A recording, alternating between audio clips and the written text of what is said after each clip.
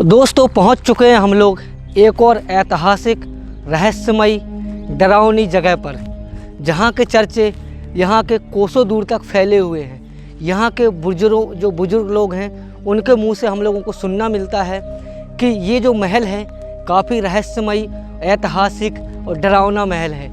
यहाँ पर लोगों को रात में क्या दिन में भी आने से डर लगता है। ऐसे लोगों की कई कहानियाँ सुनने के बाद हम लोगों ने मन में ठानी कि इस महल को हम लोग विजिट करेंगे। तो हम लोग पहुँच चुके हैं ऐसे एक रहस्यमयी और ऐतिहासिक और डरावने महल के पास।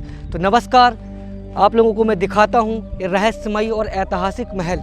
जैसे कि मेरे सामने आप लोगों को जितना सुंदर ये महल देखने में लग रहा होगा, उतने ही कई रहस्यमयी और डरावने इस महल के किस्से हैं। यहाँ के जो बुजुर्ग हैं वो बताते हैं कि यहाँ पर ऐसा एक समय था जब इस महल में एक कंचन बरसा करता था, जैसे कि महफिलें लगा करती थी। मैं बात कर रहा हूँ महाराजा छत्रसाल के समय की। जब महाराजा छत्रसाल का जो राज इस पूरे बुंदेलखंड पे चल रहा था, उस समय में एक औरंगजेब नाम का एक मुग़ल था, उसने बुंदेलखंड की नाक में दम करके रखा था। कई राजाओं ने मुग़ल को अपना लिया था, उसके अधीन हो गए थे, लेकिन महाराजा छत्रसाल जो बुंदेलखंड के वीर शिवाजी कहे जाने वाले, उन्हें मुग़लों की ग़ुलामी रास ना आई और उन्होंने अपनी एक सेना बना दी जो कि 25 सैनिक और 5 घोड़ों की सहायता से मुग़लों से लोहा ले लिया और मुग़लों को परास्त कर दिया। तब से बुंदेलखंड में मुग़ल विहीन कर दिया और बुंदेलखंड पे महाराजा छत्रसाल का सत्ता चलने लगा। कहीं ना कहीं महाराजा छत्रसाल से ही जुड़ा हुआ ये आलीशान जो महल है, एक डरावना महल है, एक भूतिया किस्से से जुड़े हुए ये महल है। महाराजा छत्रसाल के किसी परम मित्र का ये महल एक समय में हुआ करता था। लेकिन यहाँ पर घटना क्या घटित होती है, चलते हैं आगे और आप लोगों को हम सुनाते हैं। देख सकते हो ये रखी है यहाँ की प्राचीन कालीन चक्की, जिससे यहाँ के जो राजा रानियाँ हुआ करती थीं उनके लिए आटा पीसा जाता था और इस चक्की को चलाने के लिए बैलों की सहायता ली जाती थी।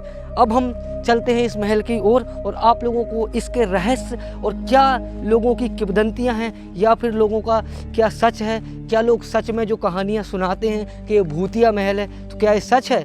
चलते हैं आगे और आप लोगों को हम इस महल के एक एक रहस्य से रूबरू कराने की कोशिश करते हैं। हम बढ़ रहे हैं जैसे जैसे आगे, हमें कहीं ना कहीं ऐसा लग रहा है कि क्या सच में तो नहीं यहाँ पर किसी का साया है, क्या सच में लोग जो कहानियाँ बनाते हैं, जो कहानियाँ सुनाते हैं, ऐसा सच तो नहीं है। तो चलते हैं और पूरी हिस्ट्री आपको हम एक एक चीज़ से रूबरू कराएंगे, एक एक कक्ष में चलेंगे और एक एक इसकी जो रहस्यमयी इसमें कमरे बने हुए हैं, जो रहस्यमयी इसके स्ट्रक्चर बने हुए हैं, उन सबको हम विजिट करके आप लोगों के बीच में ले करके आएंगे। तो चलिए और चलते हैं आगे। गाइस, ऐसे बुंदेलखंड की जो धरा है, बुंदेलखंड की जो माटी है, इस माटी ने कई ऐसे सूरवीर पैदा किए हैं जिनके इतिहास के सुनहरे पन्नों में उनका नाम आज भी स्वर्ण अक्षरों में लिखा गया है। वैसे ही हमारे वीर योद्धा महाबली जो महाराजा छत्रसाल थे, उनका भी उल्लेख हमें देखने को आज मिलता है और बुंदेलखंड की जगह जगह पर उनके कुछ ना कुछ महल, दुर्ग या छोटी इमारतें या गढ़िया जिनको बोलते हैं, वो बनी हुई हमें दिखाई दे पड़ती है। यहाँ से आप देखोगे, यहाँ हुआ करता था विशाल का एक बुर्जा जो आज के समय में ध्वस्त हो चुका है, टूट चुका है। और ये हुआ करता था महल का एक छोटा सा द्वार, जिसकी हाइट आप लोग देखो तो आज के समय में 10 फुट के आसपास हमें दिखाई देती है इसके महराव की। इस द्वार की हाइट आप देखोगे तो 8 फुट के आसपास इस द्वार की हाइट हमें देखने को मिलती है। और क्या थी वो कहानी, क्यों लोग यहाँ पर ऐसी किंवदंतियाँ फैलाते हैं। यहाँ के जो राजा थे, राजा कहीं ना कहीं एक यहाँ पर दासी थी, वो काफ़ी सुंदर दासी हुआ करती थी, जिस पर वो मोहित हो जाते हैं। मोहित होने के साथ साथ उनसे प्रेम कर बैठते हैं, लेकिन वो प्रेम दासी को रास नहीं आता। अमावस्या की रात होती है, रात के 12 बजे होते हैं और राजा की छाती में वो खंजर घोंप देती है और राजा वहाँ पर मर जाते हैं। तो राजा का जो साया है इस पूरे महल में घूमता है, ऐसा लोग बताते हैं। लेकिन जब पता चलता है यहाँ के सैनिकों को, तो उस दासी को यहाँ पर जिंदा जला दिया जाता है, मार दिया जाता है। तो उस दासी की आत्मा भी इस पूरे महल में घूमती है। ऐसा कुछ लोगों का यहाँ पर किस्सा है, सुनाना है, बताते हैं। तो हम इसी की पुष्टि करने के लिए आज यहाँ पर आए हैं। मैं आपको बता दूँ, यहाँ पर बगल में ही एक विशालकाय तालाब का जो निर्माण हुआ है उसी समय का ये तालाब आपको देखने को मिल रहा होगा। जब राजा रजवाड़ों का शासन हुआ करता था, जब यहाँ पर कई महफिलें भी लगती होंगी और इस तालाब का इस महल के ऊपर बैठ करके लुत्फ़ लिया करते होंगे। गर्मियों के मौसम में इस तालाब की लहरों से हवा टकरा करके ठंडी ठंडी हवा लगती होगी। अब हम महल के अंदर प्रवेश करेंगे। ये छोटा सा द्वार जब कभी यहाँ पर राजा रानियाँ प्रवेश लिया करती होंगी, आज हम लोग इस महल के अंदर प्रवेश ले चुके हैं। यहाँ लगा रहता था वो लकड़ी का छोटा सा गेट, जो आज के समय में है नहीं। अब हम चलते हैं इस महल के अंदर। तो जैसा कि आप लोग यहाँ देख ही सकते हो, जो लोगों ने बताया था उसके आधार से तो ये महल कुछ भी नहीं है गाइस। एक छोटा सा महल है, एक छोटा सा कह लो जैसे गढ़िया जिसको बोलते हैं, जो राजा के कुछ मंत्री गढ़ हुआ करते हैं, उनको ही इतने इतने महल राजा बनवा दिया करते थे। इतने छोटे से महल के इतने बड़े बड़े किस्से लोगों के ज़बानी हमने खुद सुने हैं, इसीलिए हम लोग इस महल को विजिट करने के लिए आ गए हैं। वैसे बात करूँ इस किले के निर्माण की, तो इस किले का निर्माण भी आज से 300 वर्ष के आसपास हो चुका है। और ये छोटा सा महल आप देख सकते हो, जितना छोटा महल है उससे भी कई गुना इसकी कहानियाँ हैं। यहाँ जो आप लोग आले देख रहे हो, इन आलों में जो प्लास्टर आपको दिखाई दे रहा है, ये प्लास्टर आज से 300 वर्ष पुराना कहीं कहीं आज भी चमक अपनी दिखा रहा है। और ऊपर के जो आपको जाली नुमा जो इसमें खिड़कियां देखने को मिल रही हैं, वो हवा के स्रोत के लिए वो जालियां नुमा खिड़कियां बनाई जाती थीं। अब हम चलेंगे इस महल के अंदर। उससे पहले आप लोग देख सकते हो ये जो आले बने हुए हैं, इनमें दीपक और वो मसाले वगैरह जलाई जाती थी, जिनसे महल के अंदर रोशनी पैदा होती थी, उजाला रहता था। ये है छोटा सा द्वार, देख सकते हो। छोटा सा द्वार बनाने का मेन पर्पस हुआ करता था कि प्राचीन समय में जब युद्ध की स्थिति होती थी, अगर दुश्मन सैनिक इस महल से अंदर जाता था, जैसे ही सिर नीचे करके अंदर जाता था और उसके अंदर जो सैनिक हुआ करते थे वो उनका सिर काट दिया करते थे। ऐसे कुछ कहानियाँ इन द्वारों की हुआ करती थी। अब हम थोड़ा सा आ चुके हैं इस महल के अंदर। जैसे ही हम लोग अंदर आते हैं तो यहाँ एक छोटा सा कक्ष हुआ करता होगा, जो आज के समय में एक मिट्टी का ढेर बन चुका है।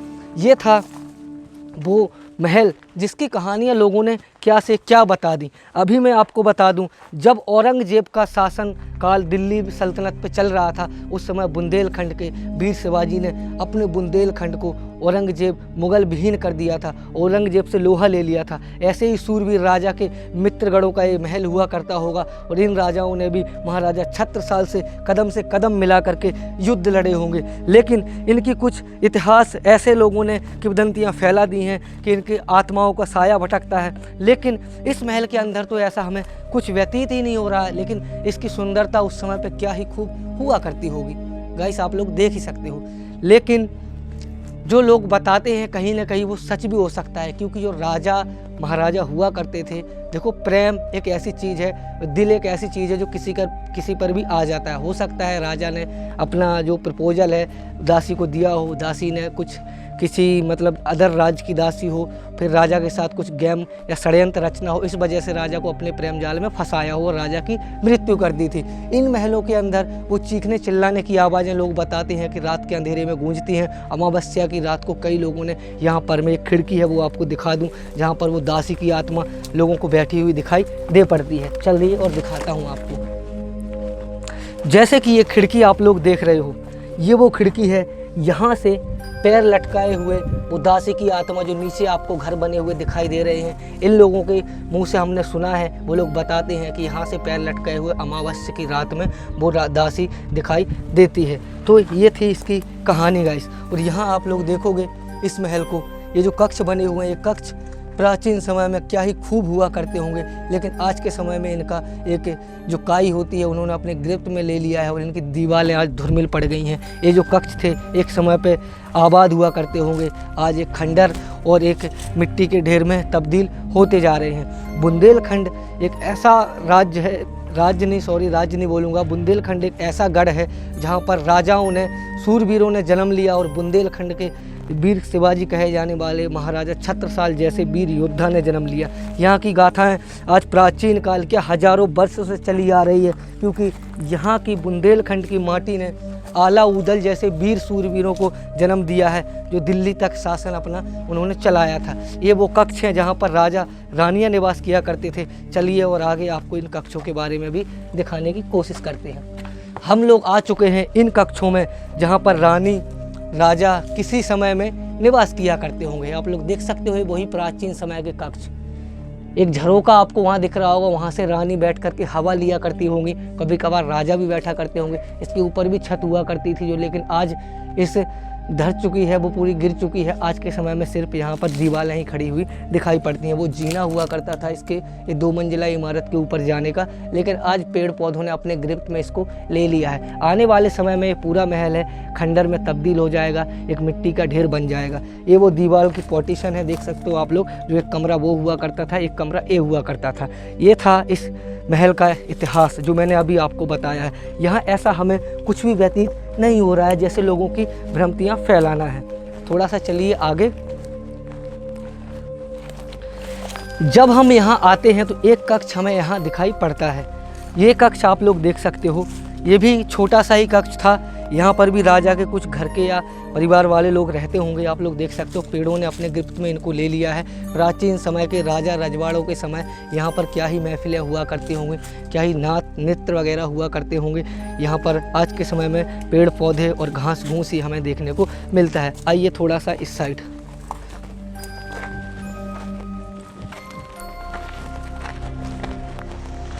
अब जैसे ही हम यहाँ आते हैं तो यहाँ हमें देखने को मिलता है एक ऐसा कक्ष जो पूरी तरीके से तहस नहस हो चुका है। देख सकते हो इसमें मिट्टी पूरी ओर फैल चुकी है।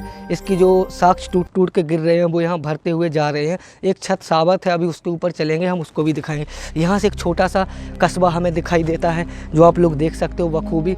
छोटा सा कस्बा है और ये कक्ष का जो महल का जो द्वार का ये कक्ष वगैरह जो भी आपको देखने को मिल रहे हैं, काफ़ी शानदार यहाँ से हमें व्यू नज़र आता है। तो आइए अब चलते हैं उस छत के ऊपर और कुछ कक्ष हैं वो भी हम आपको दिखाते हैं।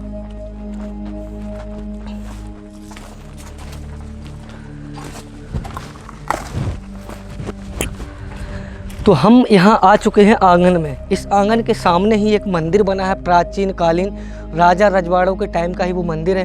वहाँ पर प्राचीन समय में पूजा पाठ हुआ करती थी। आज भी राजा के जो वंशज हैं वो पूजा करने के लिए आते हैं, लेकिन फ़िलहाल उसमें ताला है और हम लोग वरना उसके अंदर चल के भी आपको दिखा देते। एक बना है यहाँ पर एक छोटा सा कक्ष जहाँ पर मुगली सेना का तोप का गोला लगा था। ऐसी भी यहाँ की कहानियाँ हैं। मुग़ल सेना ने जब तोप का गोला मारा था तो इस दीवार इसकी एक टूट गई थी, वो आपको मैं दिखा देता हूँ। देख सकते हो ये वही प्राचीन कालीन मुग़ल शासन के समय का तोप का गोला यहाँ पर लगता है। और क्या ही भयानक दृश्य उस समय का होगा जो आज हम महसूस कर पा रहे हैं। यहाँ लगा था और इतना ये हॉल यहाँ पर आप देख रहे हो गया था। ये था प्राचीन समय का वो किस्सा। और जो भ्रांतियाँ फैलाई हैं ऐसा हमें कुछ यहाँ पर नहीं लगा। एक कक्ष यहाँ पर बना हुआ है, एक देख सकते हो पूरे और मवेशी वगैरह बैठते हैं तो गोबर ही गोबर आपको देखने को मिल रही होगी। आइए अब चलते हैं इसके छत के ऊपर। छत के ऊपर आप चलते हैं तो देख सकते हो ये प्राचीन समय की वही सीढ़ियाँ हैं जहाँ से राजा रानियाँ जाया करती होंगी। आज का हमारा सौभाग्य है, आज के समय में हमें इसके ऊपर जाने का सौभाग्य प्राप्त हो रहा है। यहाँ हम लोग आ जाते हैं तो यही एक छत है जो इस महल की आज के समय में सावत है, जो सही तरीके से हमें देखने को मिल रही है। और इस छत का ज़्यादा स्ट्रक्चर बड़ा नहीं है, छोटा सा ये छत है।